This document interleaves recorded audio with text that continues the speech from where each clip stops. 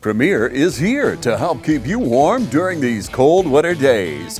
Call Premier Heating and Air today and get your heat system checkup for just $49. Premier Heating and Air is also offering a free whole home air purifier and up to $1,500 off your new heating and air system purchase. So call today and experience the Premier difference. Log on to dublin.premierishere.com or call 478-300-2633. Premier Heating and Air is a locally owned and operated company.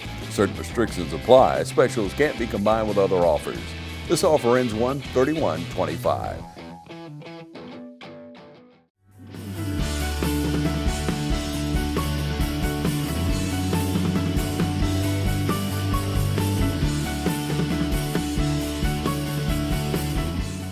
Good morning. Welcome to the January 1st Friday Means Business. Thank you all for being here this morning. We got a great program for you. I want to say thank you to our sponsor this morning, it's Oconee EMC, and we'll hear from them in just a few minutes. We're going to get our program started out this year with an invocation. So if you would, join me in prayer. Father, we love you so much, and thank you for gifting us with a new day of life today. Lord, thank you for a new year, and I pray, Lord, that you watch over this community, that you bless us, that we could grow and prosper in a manner that will be pleasing to you. Father, thank you for the food that's been provided this morning. I ask that you bless it to the nourishment of our bodies and our bodies to your service. In Christ's name, amen. Before we move into our program, I do want to say thank you to Miss Jennifer Bryant. She led us last year. We had a wonderful year with her leadership as our board chair. And so thank you to Jennifer, and she will be leading us at our annual dinner on January 31st. I hope you've made your reservations to be there. And at this time, I would also, let me back up and say thank you to our Rotary guest. Our Rotary group is joining us this morning. Thank you to Dublin Rotary for being here. And now it is my pleasure to introduce our 2025 Chamber Board Chair. Help me welcome Mr. Jason Dollar.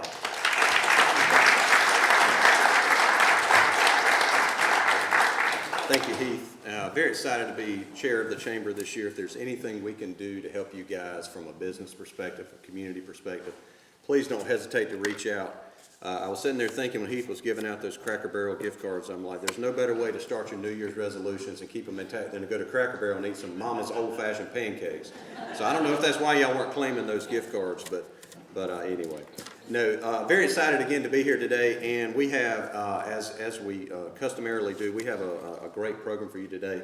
I'm going to bring up, on behalf of the City of Dublin, Mr. Josh Powell, who's going to brief us very quickly on City Talk. So Josh, if you'll come on up.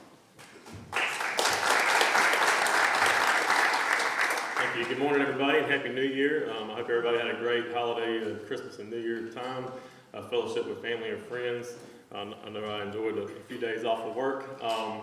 Didn't stop some of the phone calls from coming, but nevertheless, it's always a pleasure to serve the City of Dublin. But I did want to say we had our organizational meeting yesterday. Last night, the City Council met with the mayor and elected a new mayor pro tem, which is Sarah Colby, and chairman of council, which is Councilman Benny Jones. I think they may find themselves bored throughout the year because they're to fill in the absence of the mayor, and I think Mayor Kite had perfect attendance last year, so they may not have much to do. I do also want to mention that Madison Street is coming along. We have the utility companies are out there working, and Charter has actually been on site, and that was kind of who we were waiting on. And so we're looking forward to Georgia Power being able to get those poles down so that our contractor can go in and finish their work and do the sidewalks and the pavers on the street. So hopefully that comes along quickly. I also want to mention that the Army Corps of Engineers, the subcontractors they have coming through town picking up debris, will be making their final rounds to pick up the large debris for trees and big limbs in the city. They're hoping to have that final pass done Sunday or Monday, and then they're going to start working on leaning trees and stumps that are left. So hopefully that'll get done, and looking forward to a great 2025. Thank you all. Thank you, Josh. Very excited to hear about the Madison Street project. For anybody who works downtown, y'all should have gave a big round of applause for that.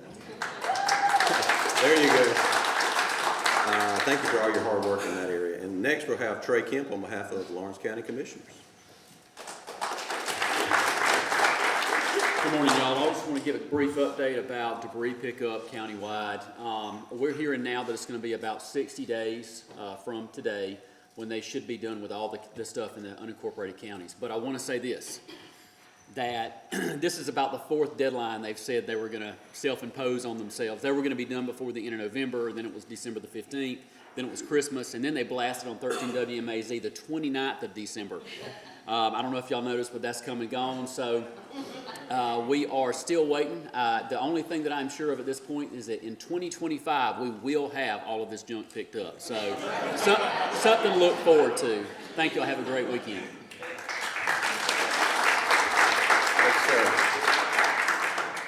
Next, very excited to introduce our chair-elect and also our chair of community development. He's going to update us on chamber things. Please welcome Dr. O.J. Hall. I guess I'm the epitome of what happens if you keep showing up. They put you to work and give you something to do. But indeed, Happy New Year. We're ready to get started off to a great year. It's a new year and it brings about great opportunities, and we have two things to kick off this year at the Chamber. And the first one is the 71st Annual Dinner Celebration. It will be held January 31st at the DuBose Porter Center. The start time will be 6:30, and here's the big thing. We only have 4 tables left. So if you have not booked your table, you want to get that done before you get out of here today. We only have 4 tables left. It is a first come, first serve event. We want you to put on your best. It's dinner with the stars, so put on your eloquent outfits. Men, do like I do. Let your wife find you something great to put on and wear. You won't be there, she will be anyway, so let her come on out and let's have a good time. Once again, only 4 tables left. Events like that do not happen without great sponsorship. So we want to take the time to pause and thank our title sponsor, which is Fairview Park Hospital, and the reception sponsor is Morris Bank. So once again, thank you to both of those industries for supporting this event. Also moving along to March the 11th, save the date for the Irish Chamber Breakfast. You know, here in Dublin, that's one of the most best times of the year, and that is St. Patrick's. So on March the 11th at 7:30 a.m. at the same location, the DuBose Porter Center, we will be having our Irish Chamber Breakfast. So if you look at your agenda, we have both of those dates and both of those events on there. We look forward to you participating. Once again, I just want to close out with the January 31st event, which is the 71st Annual Dinner. There are only 4 tables left, so if you have not booked your table, please do so before leaving today. Thank you. Thank you, Dr. Hall. Next, we're very happy today to have our sponsor for this event, Oconee EMC. If you guys would give a round of applause, we're going to welcome Ms. Terry Howard, who is the CEO of Oconee, up just to say a few quick words. Good morning, and thank you for being here. So good to see you all. And we were so proud to sponsor the January 1st Friday Means Business. And we are so proud to serve our members in Dublin and Lawrence County. And we are also still in the cleanup phase with Hurricane Helene. So I'm glad to see there's still some other folks that are doing the same thing.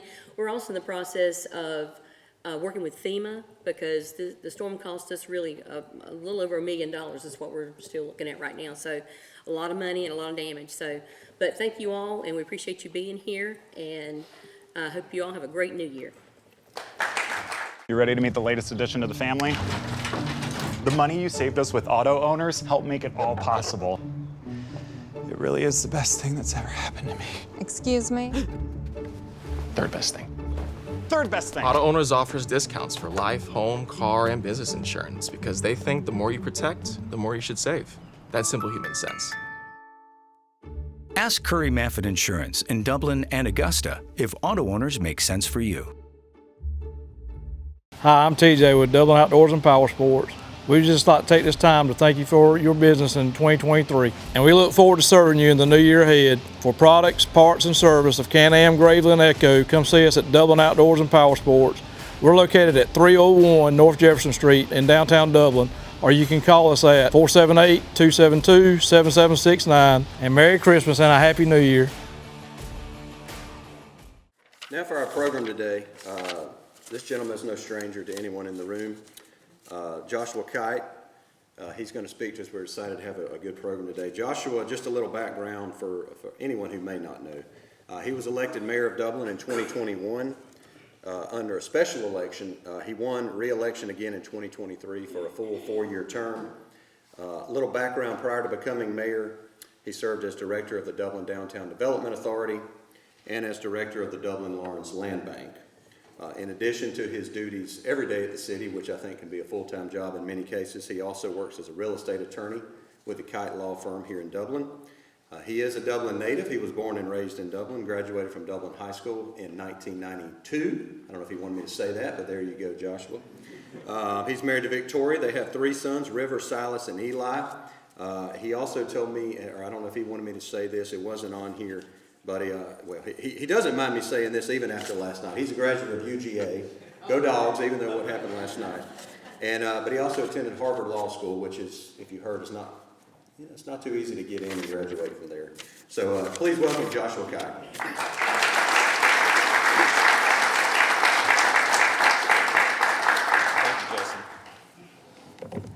All right, good morning, everyone. Last year when I was here, I gave an update on what was going on with the city and the primary goals that we had as mayor and council for improving the quality of life in the city of Dublin, which encompasses everything from reducing crime to controlling the traffic that goes through our neighborhoods to implementing housing policy and economic development, and also issues like parks, investments in our green spaces, parks, and other amenities for the people who live in Dublin. So that remains the same. Our main goal as a city is to make Dublin an attractive option for families and individuals, an attractive option for them to live in Dublin and to invest in Dublin. I think that we've made great progress over the last year and have some exciting things that are going to happen in the year to come. For example, with our parks, I don't know if you've taken your kids to the parks at Hilburn or Pritchett Street yet. We've invested over $1 million in new playground equipment, and they look great. There's a ton of kids that are out there playing on those new playground sets. We have put out for bid for Hilburn Park, a walking trail that will go through there. And just last night, I was looking with Josh Powell at some renderings for both Stubbs Park and Springdale Park, which will be multi-million-dollar renovation projects. So I'm really excited about what we're doing with our parks and providing those amenities. In addition to Springdale, Stubbs, Hilburn, and Pritchett, everybody knows that we're working on the Oconee Gym renovation and revitalization, and that is coming along well and will be finished this year. As far as crime goes, and this is something that's very significant to people who have businesses in Dublin and who live in Dublin, last night our chief of police was telling us that our holiday crime was down over 65%. And that is a huge, I think that's a testament to how great our police officers are doing. The city council has made multi-million-dollar investments in training and increasing the pay of our police officers and also giving them the equipment and tools that they need to be able to track down criminals and put them in jail. So when I asked Chief Moon what the primary reason for that crime reduction was, he said, we have the tools to arrest the people that are committing the crimes, and we're keeping them in jail. When they're in jail, they're not out in the street committing crime. And what's interesting is it's a relatively small number of people who do a lot of the crime. So if you can focus on your offenders that do a lot of offenses and get them in jail, it has a dramatic impact on increasing the safety of your community. So very, other investments last night, we just have increased the amount of money that we're spending on the flock readers for the license plate readers. Now that takes a picture of the license plate and feeds it into a central system. So if a crime happens in an area, the police are able usually to see very quickly what cars were going around that spot during the time of the crime. So yesterday, I went to lunch with my father at China Gardens, and I was walking in, and somebody stopped me and said, "I've got something I want to tell you." And you can imagine what I thought. Because 9 times out of 10, it's, somebody's got a problem. But she said, "I want to tell you that our house was broken into over Christmas holidays. The police response was incredible. They had all of our stuff back within 6 hours and the people in jail."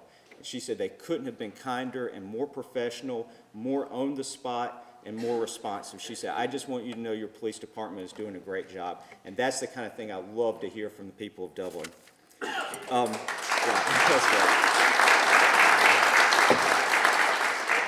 We also have major investments going on in our facilities. You've probably seen the renovation of City Hall. I think City Hall looks great. We're building the fire station on the north side, which is not just going to serve the city of Dublin, but also the surrounding areas in the county. The Emory Thomas Auditorium renovation is complete. If you haven't been out there, it looks fantastic. What I'm really proud of, though, is that it is being used for birthday parties, anniversaries, family get-togethers and reunions. It really has become a very popular place for people to have family gatherings, and so I'm glad that we have that facility available for them. Of course, the Oconee Gym renovation that we spoke about. Last night, we have authorized the purchase of some exercise equipment that will go in there, so that is coming along. And then, of course, our street department and sanitation department headquarters, the new headquarters on Marion Street, will bring greater efficiency to those services. Doing all of this, you think, well, how are we paying for it? Well, I'm proud to say that our taxes were rolled back yet again this year, so that our millage rate is 4.6 millage rate. That's 7 years in a row of either full tax rollbacks and or tax cuts. So not only have we rolled back the rate, we've actually reduced the tax rate as well.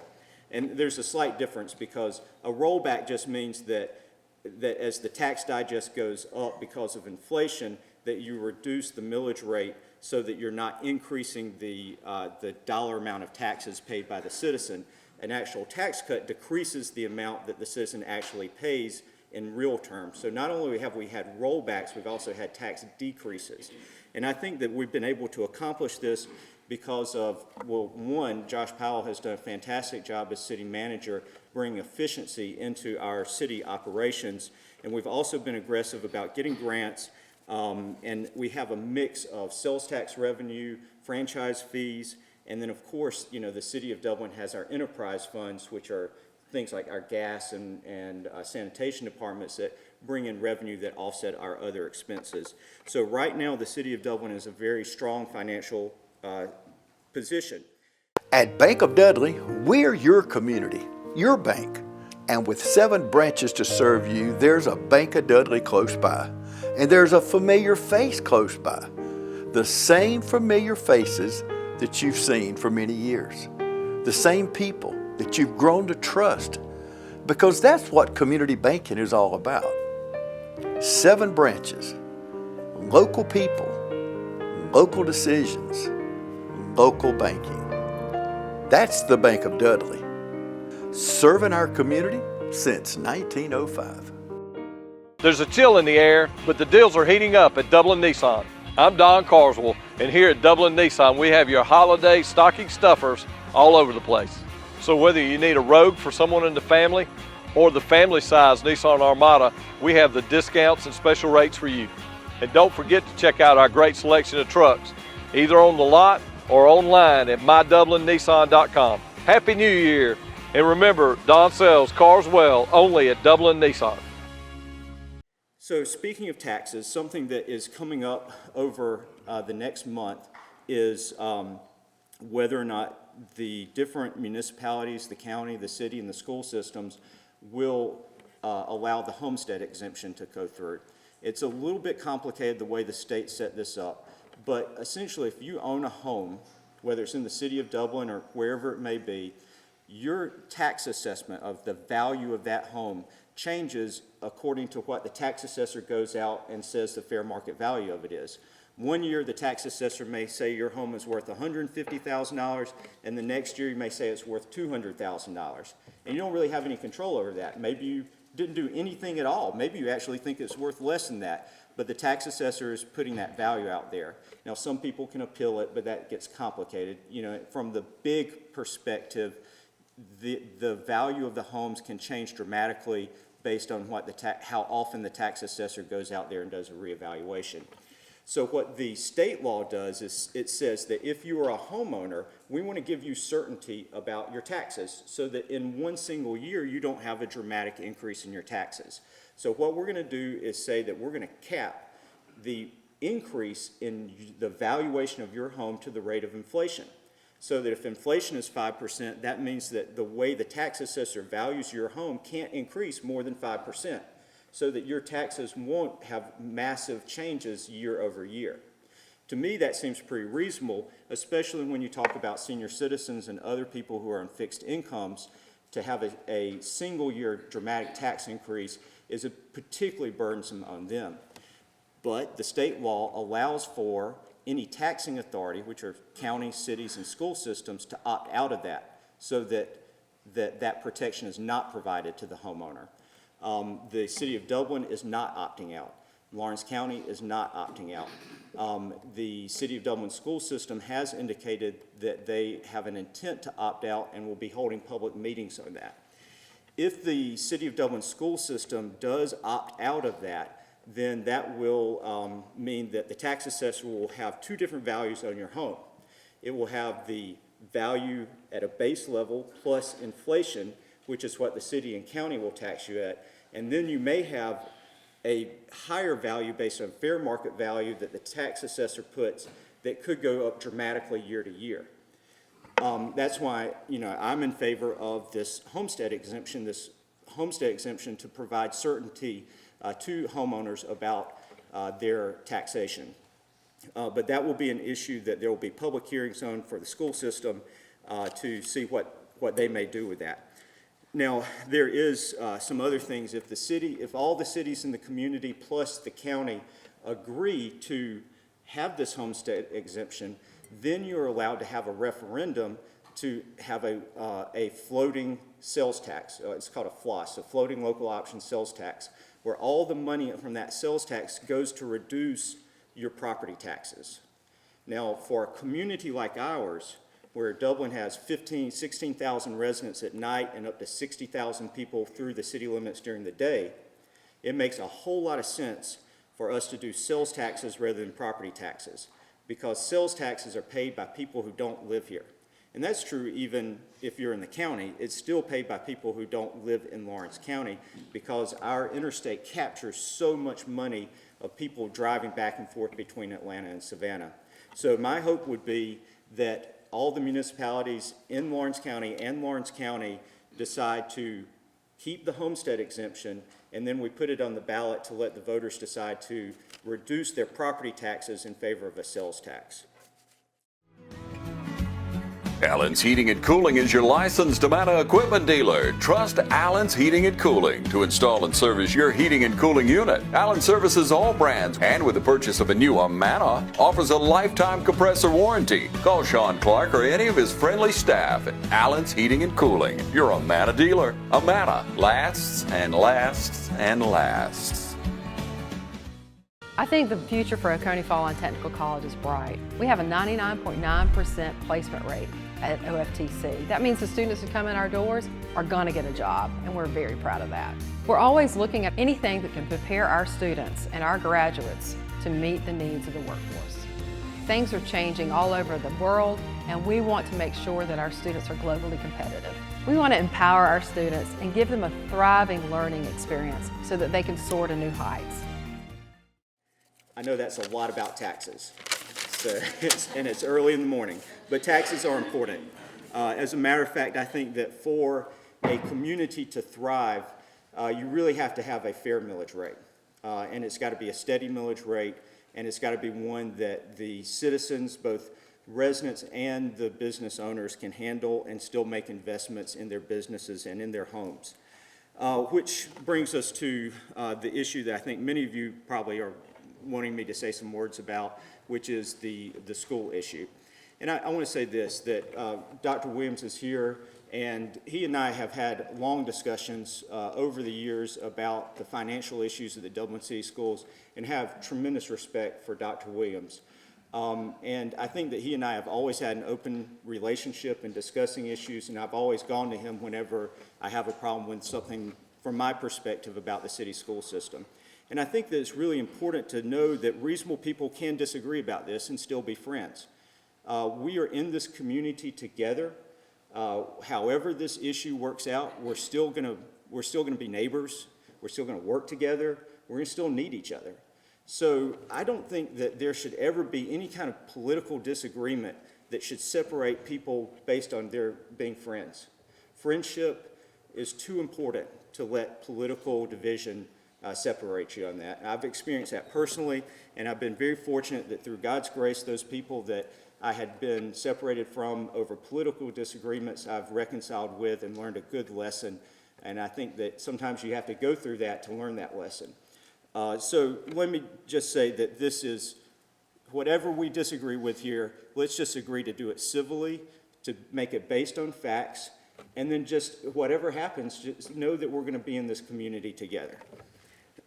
So, as you know, there's an effort to terminate the Dublin City school system, and I support that effort. Even though I grew up in the Dublin City school system, graduated, I went to Johnson Street, Moore Street, Dublin Junior High School, Dublin High School. My wife was a teacher at Saxon. You know, I've spent most of my life as part of the Dublin City school system. But, you know, this is not about the past. This is about the future. And I think that this is a case of short-term pain for long-term gain. I want to talk very briefly about what the petition and referendum process is like, and then talk about just briefly why I think it's important to the city of Dublin and why I, as mayor, am talking about something that relates to the school system. So the petition process is very simple. It's set out in Georgia law that if the people, if you get 25% of the registered voters of a community sign a petition, there can be a referendum on whether to terminate a city school system. If a majority of people in that referendum vote to terminate the school system, then the county school system absorbs the absorbs the students and the assets of the city school system. That process usually takes 1.5 years, 2 years for that to go through. And that process is not new. Actually, that process dates back to at least the 1940s. We've only had elected school board members since the 1990s. So this is actually an older process, and it's been used by dozens of communities throughout the state. You know, there's a reason, there used to be hundreds of school systems in Georgia. Now there's only 180. 139 out of the 159 counties have a consolidated school system. Almost all of these small town school systems have been consolidated into their county system. And, you know, why has that happened? And, you know, actually the state will pay 100% of the capital expense related to consolidation because they know that it saves money in the long run for the communities in the state.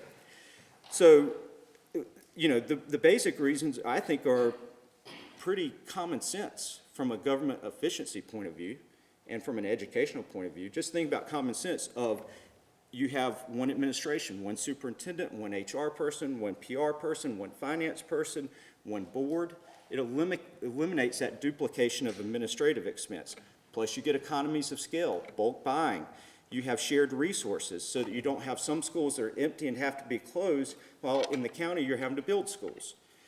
You have a larger system allows you to have more effective specialized programs. Now, there may be the intent to have specialized programs in a smaller school system, but do you have enough money for it, and do you have enough students to reach a critical mass to make those programs successful? And also, those specialized programs are only going to be offered in that one school system. So then you've got people who are trying to figure out which school system to go to in order to get into a specialized program, rather than having a unified system that has multiple special programs that are open to all children, which brings up the equity argument, which is a unified school system gives equitable, fair, and total access to all specialized programs to every kid in the county, whether they live within the borders of a city or outside the borders of a city. And finally, you have unified policy, whether it's related to teacher pay, education strategy, or also a unified millage rate. When you don't have a unified millage rate, when you've got places in the county where you are taxed higher than places that you're taxed lower, then there are a lot of people who are going to build their homes and live where the taxes are lower. And that's just rational thinking by people, and it's been proven by, if you look at where the development in Dublin has happened. Now, I say all this is common sense, but I do want to recognize that there are counter arguments, and reasonable people can disagree. For people in the county, say, number one, will my taxes go up? Why am I going to have to pay for the issues of the city of Dublin? Number two, why can't I vote on this? If we're going to have to suffer the consequences of consolidation, shouldn't I get a voice in this? And if the county doesn't want the city, are they going to try to sabotage it? Are they going to make it difficult? For example, rebranding Dublin High School as Central Lawrence Bulldogs. I've been through a rebranding effort, and I can say that it's that I don't think that it's going to go through. I think that's a red herring. I don't think this community supports rebranding. It's expensive, and I don't think that would happen. But I do want to say that it's fair to note that these are important questions that need to be answered with facts. And, you know, I can say just in short term that I think the 14.2 millage rate that the county school system has, if applied all across the city and the county, would bring in sufficient funds to fund the budget of both the Dublin City School System and the Lawrence County School System based on their last budgets. Can I tell you what the millage rate's going to be in the future? No, nobody can. Can I guarantee you that the millage rate will be lower across the board? No, nobody can do that. That's going to be up to the elected school board representatives. What I can tell you, though, is that if you take the budgets from the past year, the 14.2 millage rate is enough, especially if you reduce or eliminate the duplication of administration, which will create savings. And then why can't the county residents vote? I think the answer to that is that the city created the school system, so the city has to terminate it. Every county has to have a school system.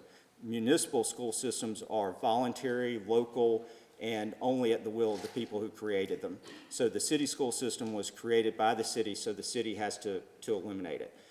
There's no way the city can eliminate the county school system. Every county has to have a school system.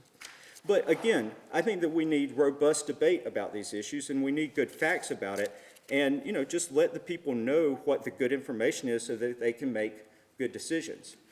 You know, the other argument against this has been that the city education is fine, so don't mess with it.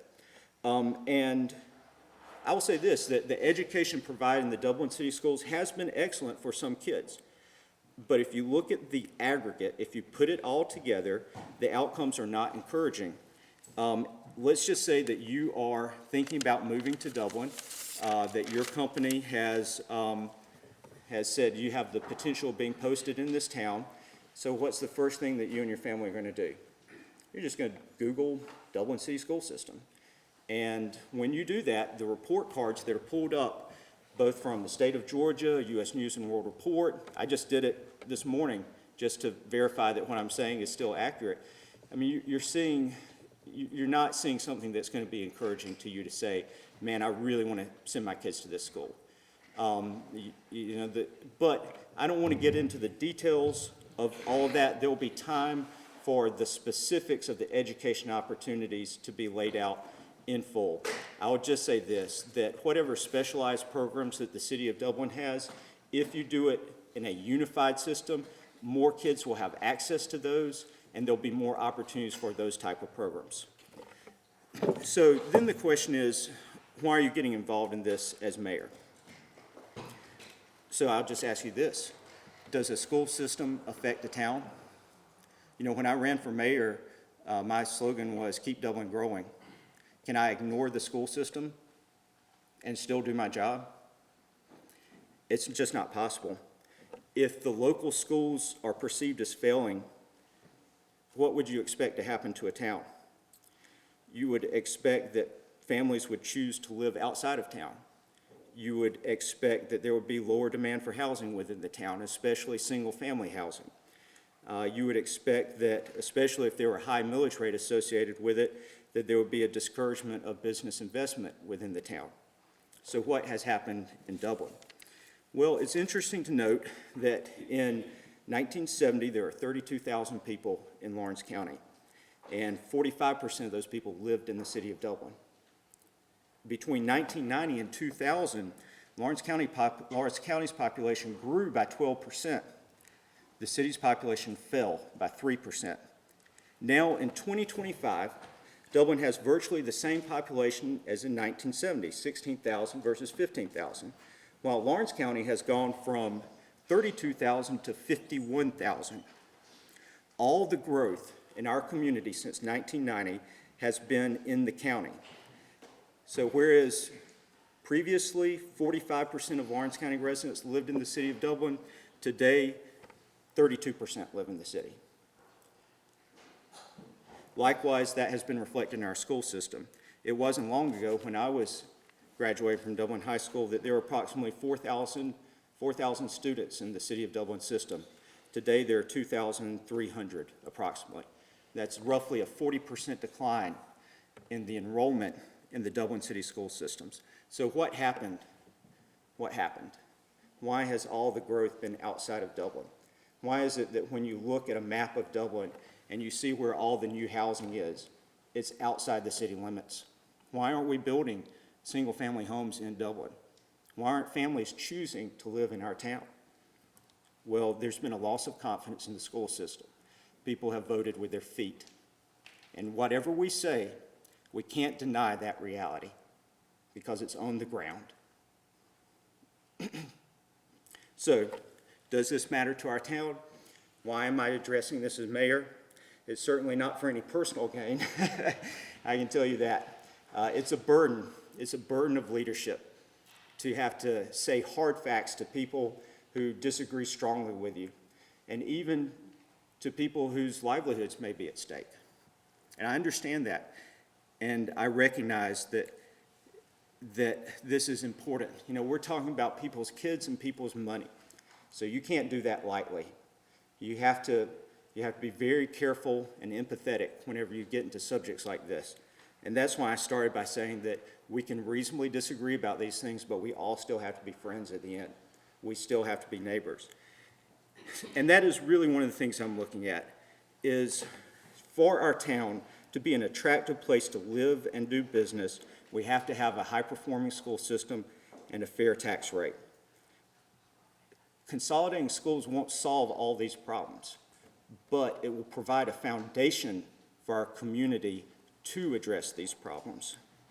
The president of a major employer in Dublin told me that their company is considering a massive investment, and they have a choice of where to make that investment, and that their major issue is the Dublin City School System, because they want to bring families, high-paying jobs into our town, but when the families look to see where they can send their kids, they're not seeing a place for them. Dublin needs to be a place not just for people from the outside who want to live here, but we need to do the best that we can to work together as a community for our own kids. For everyone who lives in the county, this is your issue too. Because if your house is in the county, you probably still get your medical care in Dublin, you probably still shop in Dublin, and your jobs are likely in Dublin. As Dublin goes, so goes Lawrence County. We're in this boat together, and it's time that we start rowing together. This involves all of us. This is perhaps the most important issue that will face our community for the next generation. So as we go forward, I hope that we'll have a vigorous and informative debate full of facts and information, and that as that information gets out to the public, there'll be a fair opportunity for everybody to express themselves ultimately at the ballot box. Because this decision isn't going to be made by me, it's not going to be made by Dr. Williams, it's not going to be made by the City Council or the Board of Education. The Constitution of the state of Georgia puts this decision in the hands of the people. And the people in America always decide. So I hope that all of you will exercise your rights of free speech and your God-given talents to explore this issue and make a good decision on your own. Thank you very much.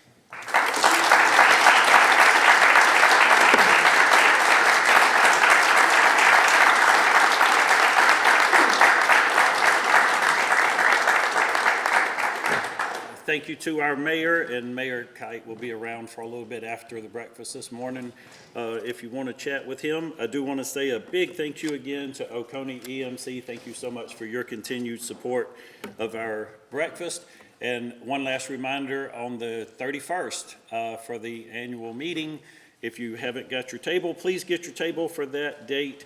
And one last thing to share with you, and it is really cool how God works in these things. I try to share something encouraging with you each month for you to leave here with today. What I'm working on this year myself is a phone call and or a personal encouragement to somebody every day, whether it's a text and or just to go up to my brother James this morning and tell him, hey, I love you and God loves you. Take some time today to encourage somebody. It's going to make you feel better. It's going to make them feel better. Our scripture in John chapter 13, there's one simple command there. Love one another. Thank you for helping us make it another great day for business in Dublin-Laurens County. We're adjourned.